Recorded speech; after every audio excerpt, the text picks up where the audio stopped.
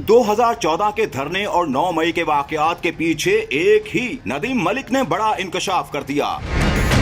एक निजी टीवी के प्रोग्राम में गुफ्तगू करते हुए सीनियर सहाफी नदीम मलिक का कहना था कि पिछले 10 सालों में पाकिस्तान में कुछ ऐसे धरने और शहरों के लॉकडाउन हुए हैं कि अगर उनकी आजादाना तहकीकात की जाएं तो इदारों की टकराव की तरफ मामलात न चले जाएं। लिहाजा बहुत अच्छा होगा कि एस्टेब्लिशमेंट मदद का हाथ बढ़ाए, क्योंकि 2014 के धरने में राहील शरीफ की तैनाती के वक्त एक कॉन्स्पिरेसी थी जो उनके लिए मुश्किलात का सबब बनाने का बाइस बन सकती थी, और शायद स्क्रिप्ट राइटर्स के प्लान के अंदर ये चीज शामिल थी।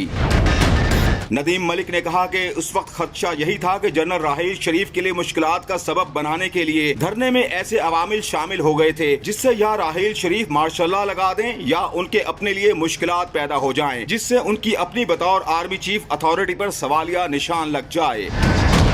नदीम मलिक ने मजीद कहा कि जिस तरह 9 मई को जो कुछ हुआ कि 9 मई को या तो मौजूदा आर्मी चीफ मार्शल्ला लगा दें या उनकी अथॉरिटी सवालिया निशान बन जाए, ये दोनों सूरतें बहुत खतरनाक हैं। लिहाजा मेरी दिली ख्वाहिश है कि फौज थोड़ा बड़ा दिल करते हुए मदद का हाथ आगे बढ़ाए और कुछ चीजों की आजादाना तहकीकात कर ले, और 2014 के धरने और फैजाबाद धरने में किसका क्या रोल था उसका तायुन कर लें। बाद में किसी को फांसी पर ना चढ़ाएं और सिर्फ जबानी भी सरजनिश कर दें तो वो कानून का हिस्सा बन जाएंगी, जिससे आइंदा के लिए इस चीज का सद्देबाब हो जाएगा।